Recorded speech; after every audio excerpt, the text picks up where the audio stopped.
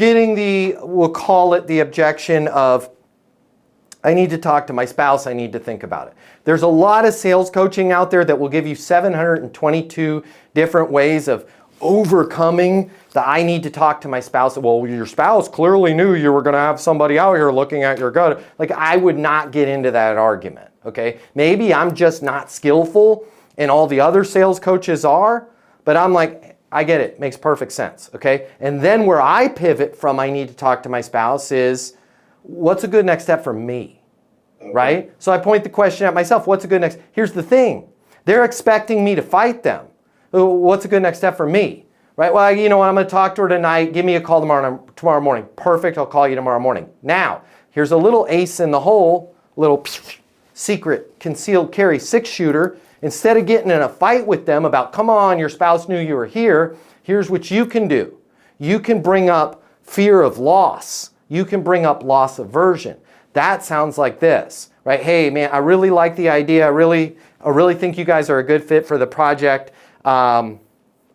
You go for your close. Hey, does it make sense for us to get the gutters installed so everything can be done before your daughter's wedding here June 1st, right? Because you figured out their biggest reason for needing to improve the house. Or does it make sense for us to get the gutters all done so that you guys can get ahead of putting the house on the market here for the spring, and when you have an inspection, you're not going to get dinged for the roof leak that's happening over there from that gutter rolling over onto the next tier of the roof, right? Because now you're incorporating their reason into the close, and they say no.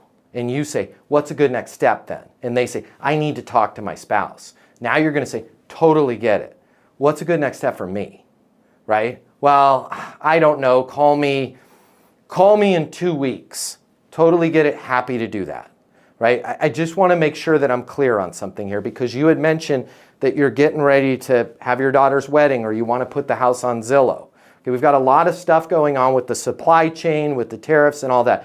Everything that I quoted you today is based on the inventory that we have in stock right now. And I'm not trying to be high pressure. It's also spring. We have a limited amount of crews. I checked before I came out here today. I do have a crew available, okay? If we wait, I just want to be crystal clear on something, okay? Because I have had these conversations in the past.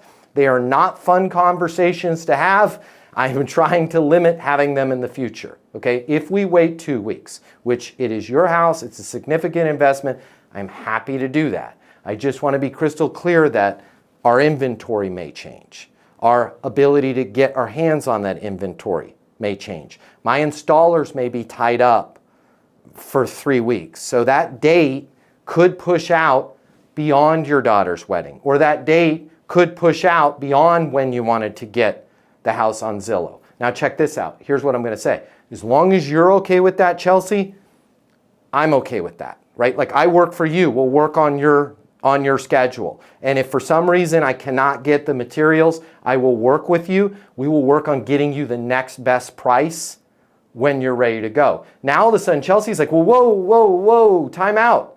I don't want the next best price, right? I want this price, which is why I recommend we lock it in right now. Right? But the more we push and go, come on, your spouse knows I'm out here, and even worse, what I don't want you to do is, what if I could take 7% off if could we lock it in? Now you're in what I call the death loop, because they're going to go, yeah, I want the 7% off, but let me just check with, and then they're going to call you back, well, I just need another 10% off, because now you've established that the more they complain and delay, the more the price goes down. And at any point when they stop that merry-go-round, they're always going to have buyer's remorse and say, if I just bitched a little bit more, Adam would have dropped the price a little bit more, right? This is where we got to be cool, calm, and confident. And if you are going to give a discount, don't give any more discounts. Cover the cost. That sounds like this. Listen, I want to get this thing done. I want to get it done before your daughter's wedding. I want to be out of here. Here's the thing. We do have inventory in the warehouse that I'm trying to move, whatever your reasoning is. If we could, here's a thought. If I could put up a sign while we're working on the gutters, if you will allow me to leave the sign for 3 days, okay, it's going to be in your lawn for 3 days. Here's what I'm willing to do, okay? Meta, Google Ads, they're terribly expensive. If I could have the sign in your lawn for 3 days, that would be worth some dollars to me in terms of marketing. If we can do the deal right now, if I can put the sign in the lawn right now, all be done with the project by Friday, and then if I can leave the sign until the following Tuesday, I will cover $500 of the cost out of my marketing budget. It's very different than, hey, if we can do the deal right now, I'll take $500 off. Okay? That person's probably never going to do the deal because they're just going to figure out how low the price can go, and then you're going to go to your competitor and go, hey, can you match it or beat it? Right now we're having a good discussion about the price has always stayed the same, but if you allow me to do the sign or you give me a video testimonial or whatever it is, what I'll do is I'll cover $500. Based on that, does it make sense for us to move forward, right? That's the only way I would want you discounting, if that makes sense.